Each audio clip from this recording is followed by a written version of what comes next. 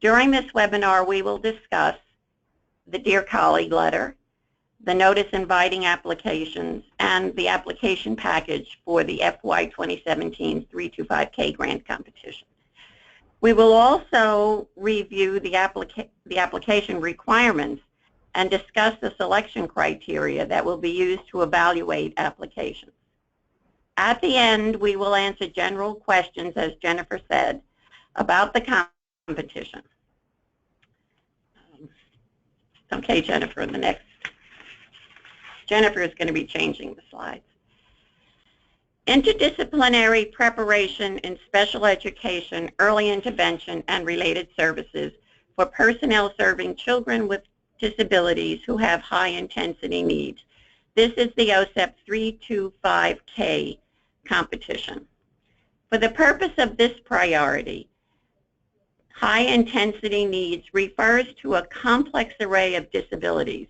For example, multiple disabilities, significant cognitive disabilities, significant physical disabilities, significant sensory disabilities, significant autism, significant emotional disabilities, significant learning disabilities, including dyslexia, or needs of children with these disabilities requiring intensive, individualized interventions. That is, interventions that are specifically designed to address persistent learning or behavioral difficulties, implemented with greater frequency and for an extended duration than is commonly available in a typical classroom or early intervention setting, or which requires personnel to have knowledge and skills in identifying and implementing multiple interventions supported by evidence. This definition is in the application package. It's also in the notice. It's in the application package. It's footnote 1 on page A3. The purpose of this program is to prepare practitioner-level personnel in special education, early intervention, or related services who have the knowledge and skills to use evidence-based practices to improve results of infants, toddlers, children, and youth with disabilities, especially those with high-intensity needs. The eligible applicants for this competition are institutions of higher education or private nonprofit organizations. Now, that is a little confusing to some people, but the private nonprofit organizations that are eligible for this competition are most commonly research foundations associated with an IHE. The funding for this competition this year for 2017 is $9.3 million, and from that we hope to fund 36 applications. Each application will be funded at the $250,000 level, depending on what you came in for, but the highest level is $250,000 per year for 5 years, for a total of up to $1.25 million. I want to mention to you, though, that your grant is approved for 5 years and is awarded funding on an annual basis depending on our budget from Congress. So you're approved for 5 years and you're awarded funding on an annual basis. Next slide, please. There are, for those of you who have submitted to 325 in the past or are currently a project director for 325K, there are some changes this year. If you have submitted in the past, there were 4 focus areas: early childhood, low incidence, which was a school-age population, related services, and minority institutions. This year, we have combined the 4 focus areas into 2. There is no separate related service focus area, and there is no separate minority institutions focus area. Focus area A is early childhood. That can be birth to 3, 3 to 5, birth to 5, or birth to 8, depending on your state certification and licensure. This year, we expect to fund 9 awards in early childhood. Of those 9 awards, we expect to fund 3 from minority serving institutions. And of those 3, at least one from an HBCU. So 3 from minority institutions, at least one has to be from an HBCU. Focus Area B, which is our school-age population, we will be funding 27 awards. That's what we expect to fund, including 8 from minority serving institutions. Of those 8, 2 must be from HBCUs. Now, if you look through the application package, minority serving institutions is defined as an IHE with a minority enrollment of 50% or more, and may include HBCUs, tribal colleges, and predominantly Hispanic serving universities. That has been our percentage for the last couple of years, so that should not be new to any of you that have applied in the past. One other thing I want to say about the minority serving institutions. To meet our expectation of funding a specific number of minority serving institutions, OSEP may fund applications out of rank order. Right? Another change for this year is, you'll see in the title, Interdisciplinary Preparation of Personnel. In the past, interdisciplinary projects were encouraged, but it was not a necessity. You didn't have to have an interdisciplinary project in the past. And if you look at page A4 of the application package, footnote 2, the term interdisciplinary preparation refers to the preparation of 2 or more disciplines together through shared coursework, group assignments, seminars, and coordinated field or clinical experience. That's our definition for interdisciplinary. All applications, as I just said, must be preparing scholars. All applications must be interdisciplinary. They must be preparing scholars at the graduate level, which is a master's, a specialist, or a clinical doctorate level. Again, if you're familiar with this competition in the past, we funded bachelor's level degrees, endorsements, and certifications. We no longer do that, so please be aware of that. The only application that can come in that's at a bachelor's level is an educational interpreter. The training must be in in the field of special education, early intervention, or related services. Again, as I just said, related services and minority institutions do not have separate focus areas. They are funded within each focus area. Another new aspect of this grant this year, program planning year. Now, if you come into the minority serving institutions focus area in the past, they were the only focus area that had the option of a planning year. This year, anyone who comes in has the option of a planning year. The first year can be your planning year, and you can use up to $100,000 for that activity.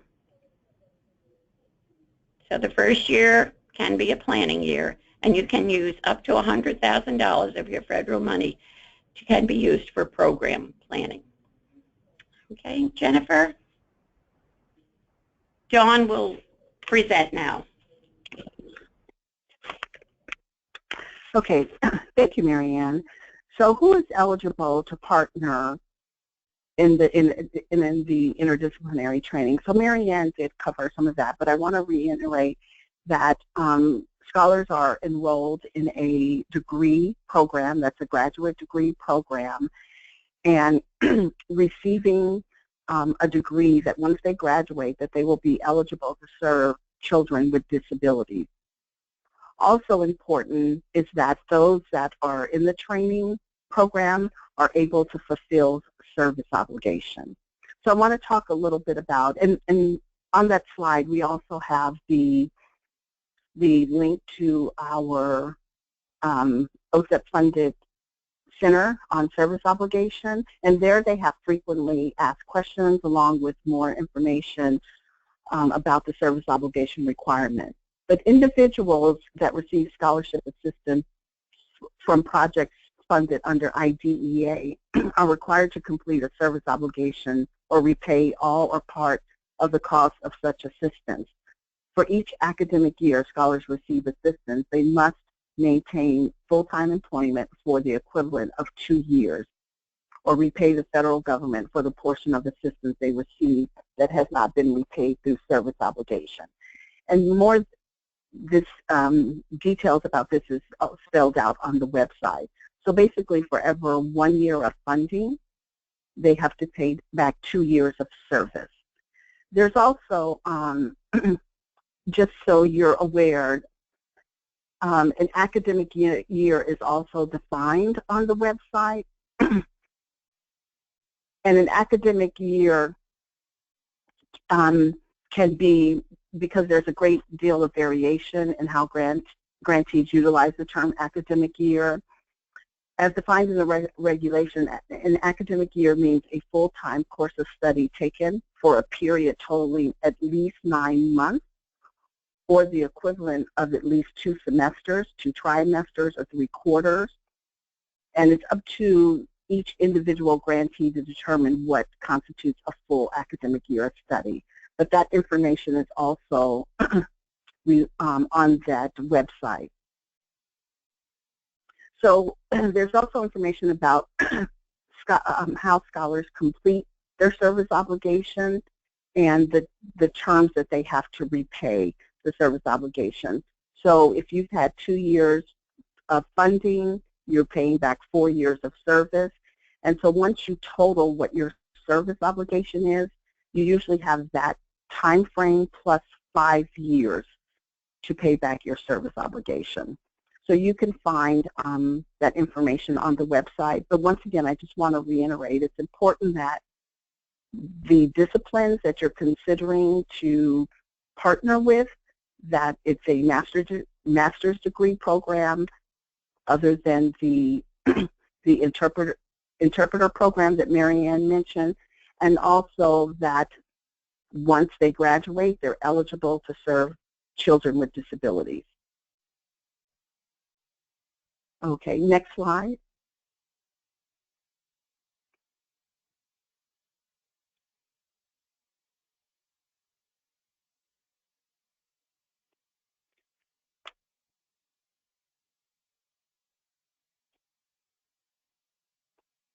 Okay, the next slide talks about the application package for this grant competition is available at the link shown here. The application package includes all the information needed and forms required for submitting an application for this competition. In the application package, you will find the Dear Colleague letter, which highlights important information. Please read it carefully and in its entirety. For example, in the Dear Colleague letter, you will find information about grants.gov, which is the system used for electronic submission of applications, and SAM, the system for award management used by the U.S. government to manage discretionary grants. You have to register for SAM before you can submit an application using grants.gov. So please pay attention to the requirements, and you must register in advance because it's a process, so it doesn't happen immediately. So I want to make sure that you're aware of that so you don't try to register to use SAM on the day that the application is due. The Dear Colleague letter also has information on the maximum award allowed for any 12-month budget period. And it points out the strict page limits and the line spacing requirements, and mentions that applicants are required to upload their attachments in PDF format only. These are little mistakes that are costly to applicants who do not pay attention to the details. And OSEP has refused to review applications because they have not met these requirements. So I want to make sure you pay attention to those requirements. So we want to help you submit an application that is eligible for review.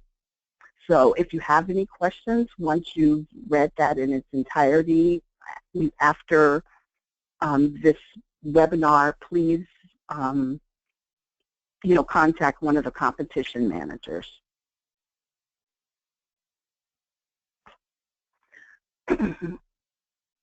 Okay, also in the Dear Colleague letter or the application package, you'll find the priority, which talks about the selection criteria, general information, and all the forms that are required. Okay, next slide.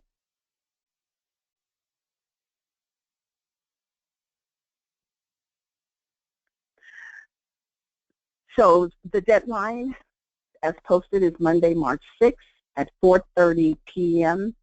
Eastern Standard Time. This is a firm deadline. There are no exceptions. It's important that you submit early, and early meaning hopefully a day or days before the due date, so that there are not any, so you can account for technical difficulties with uploading, timing out, and all the other things that happen with today's technology. You upload the application, and the system accepts the document. The application is not submitted until both steps are completed. On the date of the deadline, that process can be slow, and every year we have, an applicant that gets timed out by minutes or seconds. So I just want to reiterate that it's important that you don't wait till the last minute and submit early. For some reason, if you cannot submit online and you need a waiver to submit a paper application, that process is also listed in the application package. You have to request that, and there's a time frame, so it's not something that happens immediately. So please pay attention to those requirements. Requirements specified in the priority include both programmatic and administrative requirements that all program applicants must meet. The notice specifies the applicants must demonstrate the significance of the project, the quality of the project services, quality of the project evaluation, and project assurances. Programmatic requirements align with selection criteria, and we will talk about these in a minute. In addition to programmatic requirements, please note there are project assurances to be addressed. On page A12 in the application packet, it talks about provide a syllabi in Appendix B. Also, 65% of funds will go to scholar support and will be distributed according to federal regulations. Please read through all the programmatic requirements. Also, I just want to point out that there are two places where we request specific information in the, and that's in Appendix A and Appendix B. So please pay attention to what's required in both of those sections.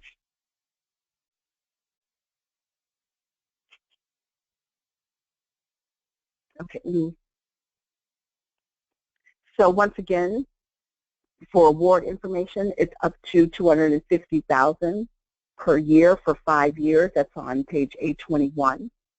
Please go over this information with your budget department or your sponsor programs department, whoever helps put those numbers into the required federal form. This is another area where the faculty member will submit that information to the budget office. The budget office may input different information, and then the budget ends up being over the required amount, which is $250,000. So I ask that you please, review that and do that together with your Office of Sponsored Programs or your budget program, so that you are meeting that requirement and that you are not over budget. Once again, as Mary Ann mentioned, there's the option for the development year, and that 65% of funds are used for scholar support over the 5 years. And if you are opting for the development year and you're using up to the $100,000, then you would subtract that amount from you would subtract the $100,000 and then calculate your 65% over 5 years. Okay, next slide.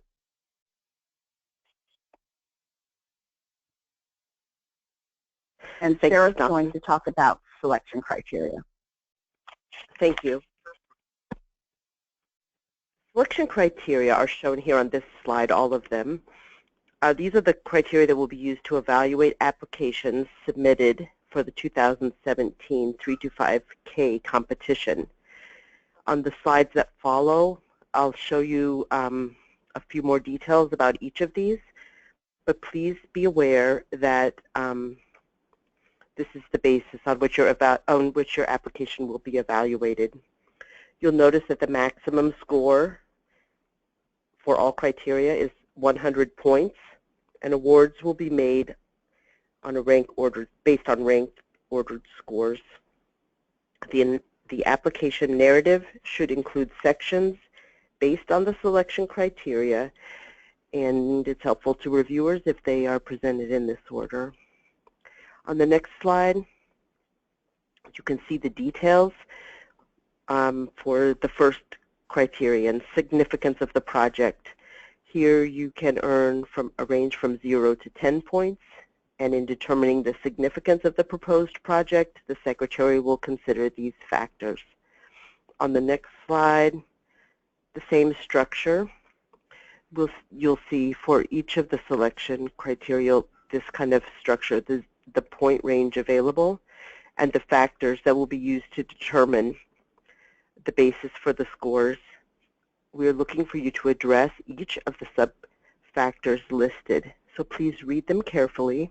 You can forward to the next one is quality of project evaluation, 25 points. And again, you'll see that each has several sub-factors, so I encourage you to read them carefully and demonstrate in the strongest way that you can your experience and the quality of your work in those areas. Please see application package pages B44 through B46 for this information. And then the final one is quality of project personnel, management plan, and resources. We're going to, we will not spend time talking about each of those selection criteria in detail, but I do want to point them out. And again, remind you that's the basis on which we are evaluating applications. In addition, there are project assurances and programmatic requirements, administrative requirements mentioned in the notice. And each of those are important for you to address as well.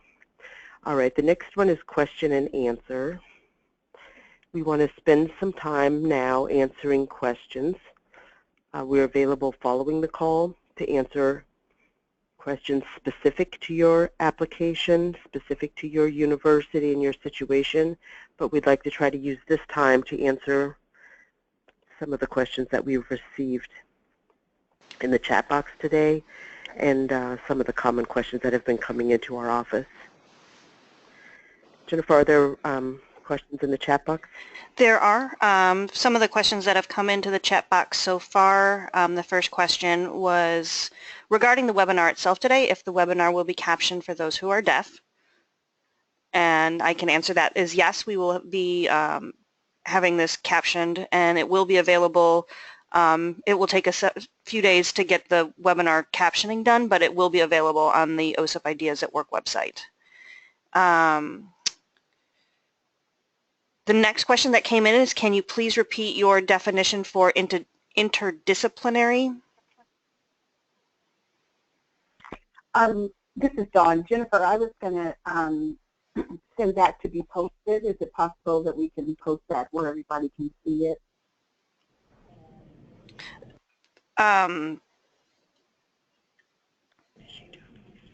We could add it to the chat box if that's helpful, and I can read it.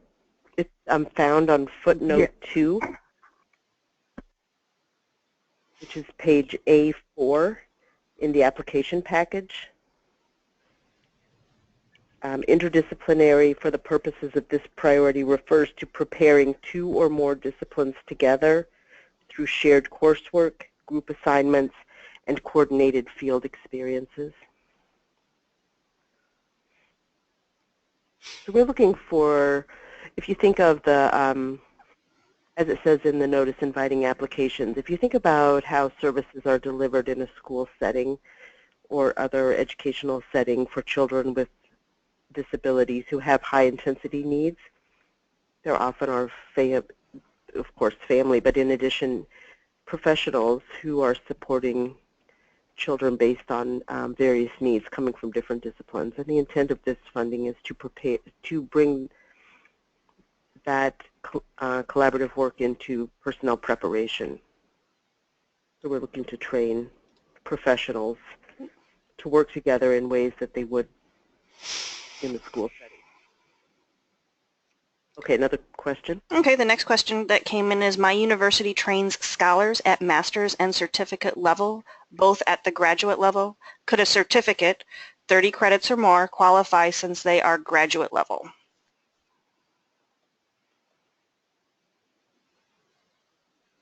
So we are funding at this time degree programs, so a master's degree program or a specialist degree or clinical doctorate.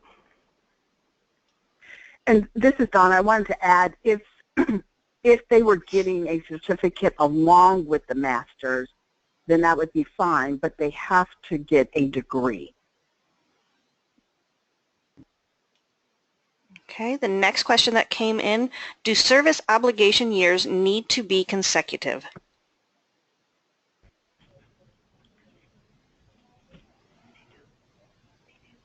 This is Christy. The service obligation years do not need to be done in a consecutive order. As Dawn mentioned, it's the number of years you have, which if you owe 4 years, it's 4 years plus an additional 5.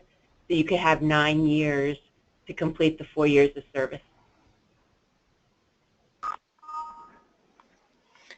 Okay, the next question, it says, is a program that includes scholars in multiple disability areas, example, deaf and hard of hearing, early childhood special education, autism, and learning disabilities, considered interdisciplinary?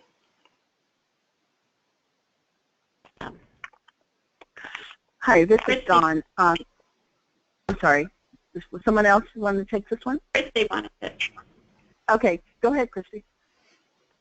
This is Christy. I was just going to say that what we're looking for is that you're training different disciplines to serve children, and it can be children who have different disability categories or different disability areas.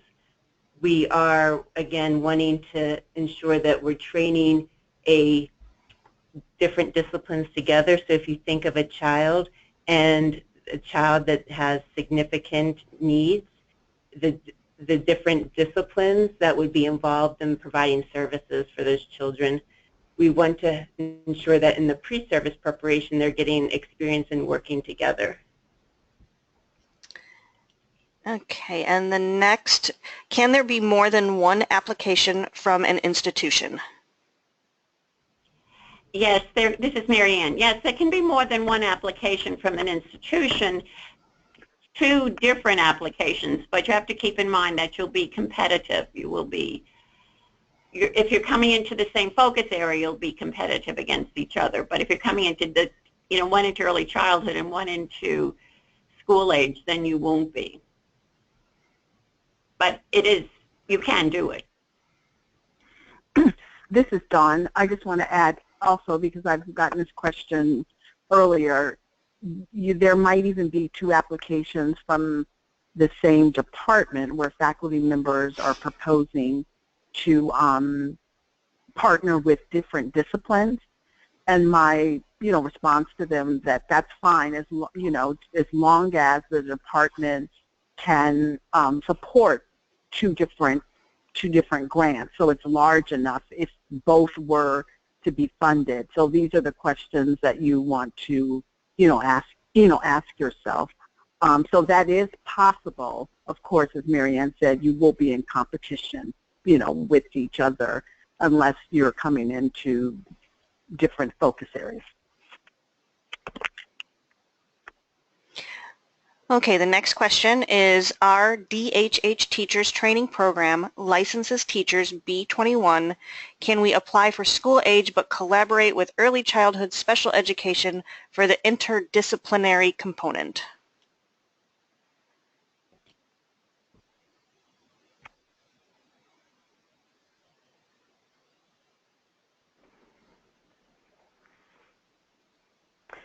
This might be a question that's specific to your university, and we may need to answer it offline with some additional information. But remember that you will, as you're applying, you will have to select one focus area.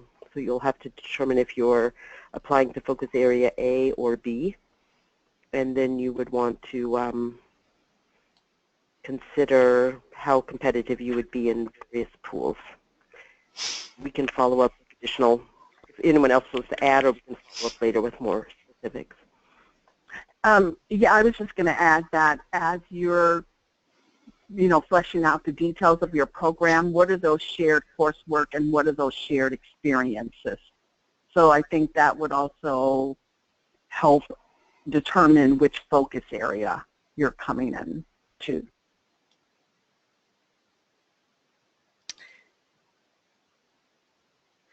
Okay, and then the next question that came in, it says, are programs in educational administration for K-12 schools eligible as interdisciplinary partners?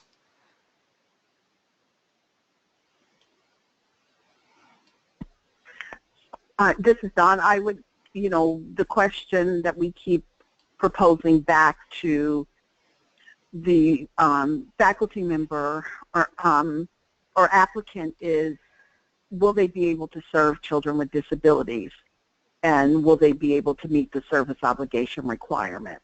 So that's a question that you would have to ask based upon, the program. Does anybody want to add anything? Yeah, I just wanted to mention, this is Mary Ann, that as Dawn said, it's a practitioner level program. Competition. It's meant for practitioners. We expect the people that graduate from these programs to be there working with kids with disabilities. Okay, the next question that came in the case of low incidence disability vision impairment, would orientation and mobility and TVI be considered two disciplines under this competition?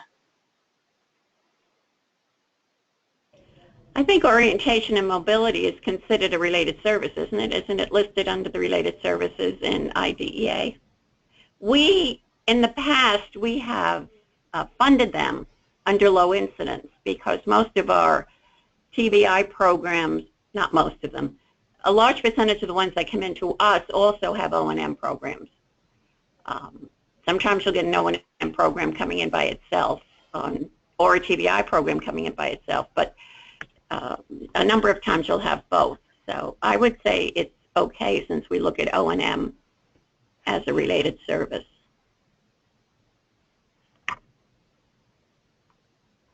Okay, the next question was regarding shared clinical experiences. Is the intent to place funded scholars from different disciplines in the same field placement, or would it be okay to place funded scholars in field placements where they will have structured interprofessional experiences?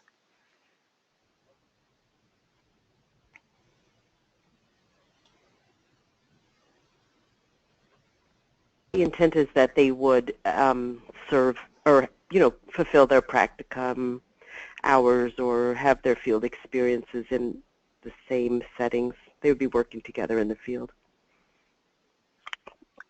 Hi, and this is Dawn. I want to add, too, that we have, potential applicants that have talked about having the shared field experiences with the disciplines in addition to providing some interprofessional practice experiences that may include other disciplines, but they're not funded on the grant. So it's like they may have this one IPP conference or 2-day seminar, and they may include wider disciplines, and that's fine. But the intent as far as the training goes is for those disciplines that are being funded on the grant to have shared clinical or field experiences.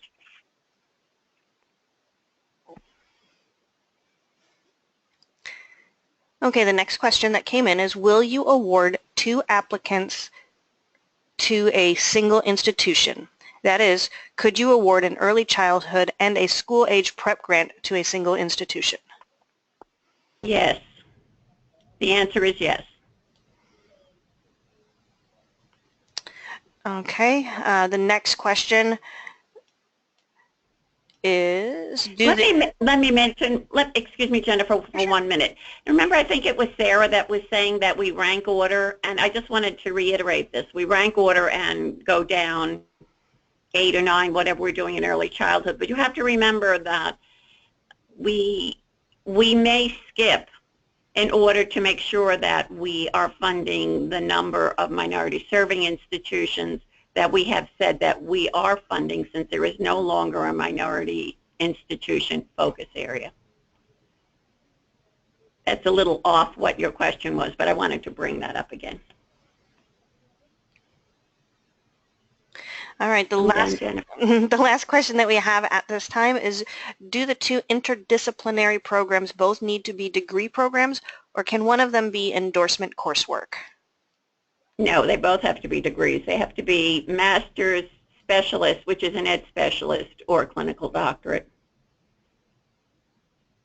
They can, as a result of that, be eligible to sit for an endorsement. And that's what we expect the program to do.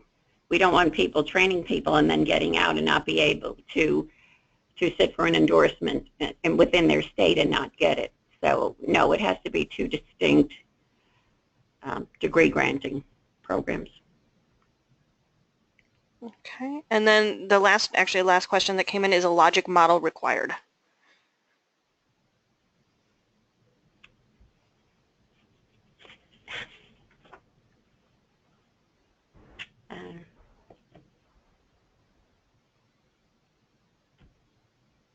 Okay. We usually expect to see a logic model.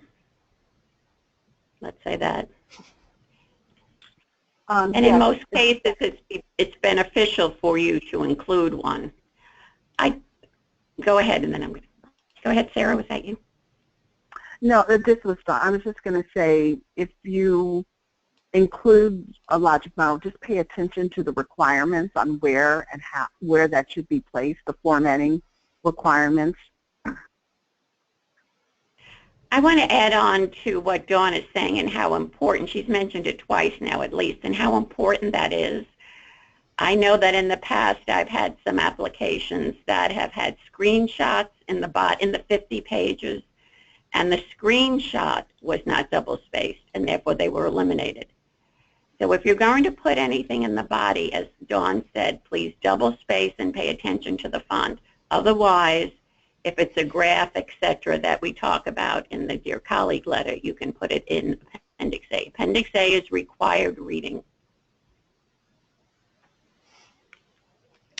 Okay, another question has come in. If a state does not have EL certification, what I hear you, and I'm quoting what this person said, if a state does not have EL certification, what I hear you saying is, as long as students are part of a degree granting program, such as a special education or early childhood with an emphasis on EL, that would be okay.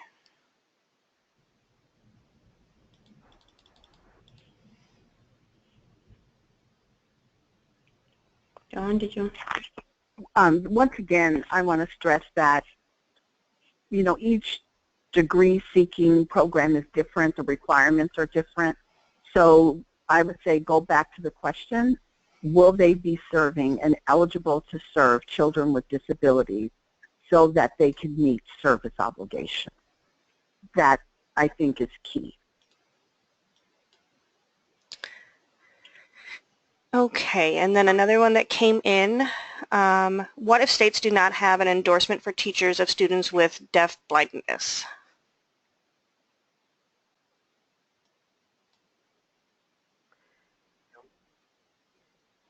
Well, what are they getting their degree in? Are they getting the degree in deafblindness or severe and profound or what? Not sure I fully understand the question. Yeah, I think No, we need neither more do I. information on the question. Okay. This is one thing I want to go back to the logic model question. If you look in the Dear Colleague letter on page 4, if you're going to provide a logic model, OSEP provides information on developing a logic model, and that website is listed in the Dear Colleague letter as part of the application package. Okay, another question that came in, and I'm going to read it as it's written on page A5, last paragraph, and leads to licensure, endorsement, certification, in addition to the master's degree for both disciplines, question mark. I think that's what we were just talking about. They have to be in degree granting programs, excuse me, at the master's specialist or clinical doctorate level, and that the coursework that they're taking once they graduate will lead to whatever the certification or endorsement is in their state. In some situations, you can earn a degree that doesn't, like educational psychology, for example, which is more of a research degree. So you will not, the reason that it mentions leads to certification and endorsement is that we're preparing professionals who will be providing services and supports to children with disabilities. So we're preparing people who will be eligible for licensure and certification to practice in the disciplines of special education, early intervention, or related services. And we'll be providing, like I said, we'll be practicing. And as a result, their degree needs to be that type of degree. That's what we're trying to say. I would like to mention, this has not come up yet, but I would like to mention we've had in prior to the webinar some questions about the could general education be a partner? And they could not, although general education degree students would not, let me be clear, are not eligible for scholar support. They could participate in seminars, they could participate in the coursework, they could be at the field placements. So think about those who will receive scholar support and be sure that they are in degree programs, they're in the fields of special education, early intervention, or one of the related services, as mentioned in IDEA, and that they can fulfill the service obligation requirements. But there may be innovative ways to involve pre-service professionals from other disciplines in your project and proposed preparation program. Let me just add on a little to what Sarah had just said as far as the service obligation and funding students. There are a number of related service personnel and some early intervention types of people that their service obligation is 51% of the time, or 51% of their population has to be IDEA eligible students or early childhood. Some people were asking about school counselors, but with most school counselors, and we had a lot of talk about this, most school counselors in the varying states, because most of you are not just training for your state. Your people will be leaving and going to other states. It depends on what the school counselors do in other states, but will they be working with IDEA eligible students or 51% of the time, or will 51% of their population be IDEA eligible? Okay. And this is Dawn. I want to go back to the question about endorsement or certification, licensure. If you're proposing a program and as part of the degree, you want to focus on, let's say, social emotional development, and your state gives an endorsement in pediatric mental health, and along with the degree, all three of those disciplines can meet that requirement based upon the coursework that you're proposing for that endorsement. It's okay to get the endorsement along with the degree. And I just want to, what's different from our previous competition is that before we funded a license, a certification, or endorsement that you could write an application for separately. It's different in the sense that you have to, the scholars have to get a degree, but if the coursework leads to that and that's part of the program, a certification, license, and endorsement, that is okay, along with the degree.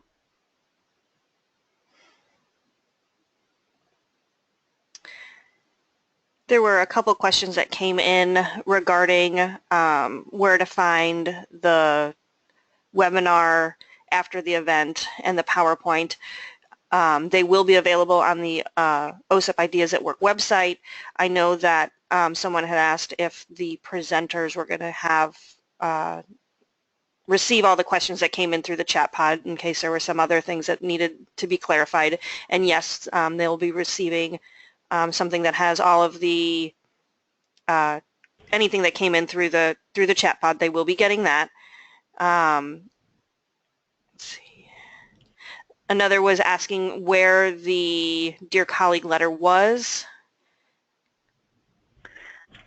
This is Dawn. I can clarify that. The Dear Colleague letter is in the application package. So that's usually the first part of the application package. So the application package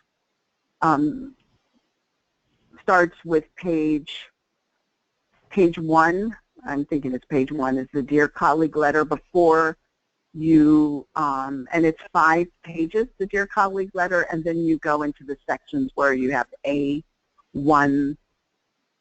and then, you have the A section and the B section. So it's the first part of the application package. And it starts, we refer to it, we're calling it Dear Colleague. It may say Dear Applicant. No,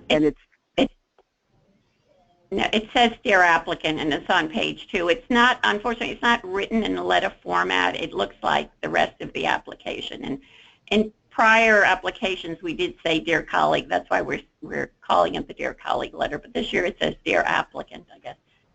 Right, and when you look on the table of contents, you will see it says Applicant Letter, and then and it starts with page 1. One other question that I want to address that we get several times is about the 65%. And if you are using the development year, you can use up to $100,000 during that first year. And so if you are taking advantage of that development year, then whatever amount you use, up to $100,000, you would subtract that and then average over 5 years your 65%. Dawn, could you just mention how an institution would know the percentage of their minority population and what they would need to come in as a minority? Sure. Well, typically what happens is in the abstract, you would, the abstract that we've provided, the PDF, you would mark if you are a minority institution. And we use a database along with that IES maintains along with the data and facts from your university to calculate your minority status. And so it's 50% minority enrollment, and that, let me just say, that does not include international students. So it's African Americans, Asian Americans, Native American, and Hispanics. That's how we calculate out of those 4 ethnic groups, what classifies or is eligible as a minority institution. And if you have any questions, you can contact me directly.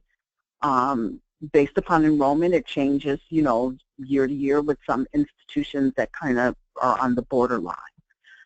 Another question I've gotten relating to minority status, that you're maybe partnering with the minority institution. Say, the disciplines that you want to partner with, all of them are not on your campus, so you're partnering with a minority institution. and does that count as coming in, with minority status? And if you're the lead applicant and you're the minority institution and you meet the 50% requirement, then you're the minority institution. But the minority institution would have to be the lead applicant.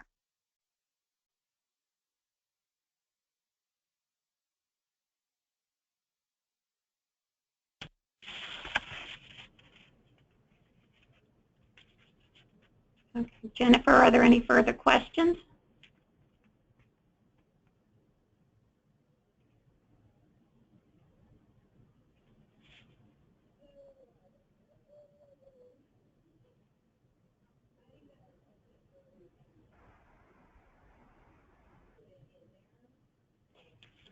All right. If there are any further questions, please ask them now.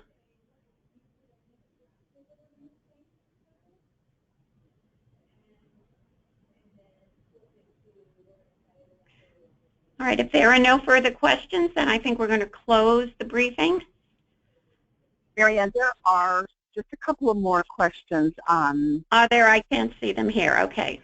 Yeah. What are they? I'm seeing there's still some confusion around if all disciplines involved have to be graduate programs. And so pretty much all disciplines have to be graduate and programs except for interpreters.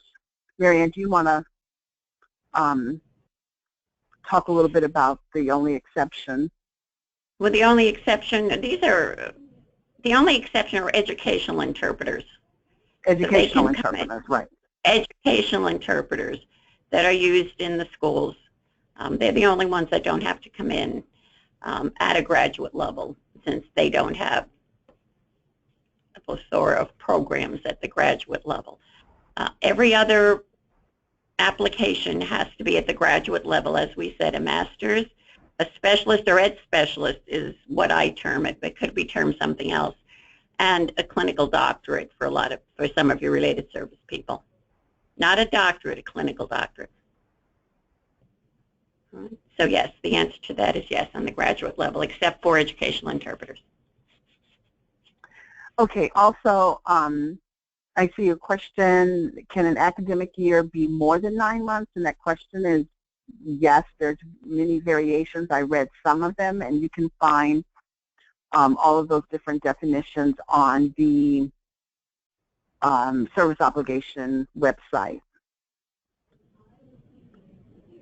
Also, someone has a question about special ed teachers already have a license to teach. They would only be getting the master's in education, and this is all right.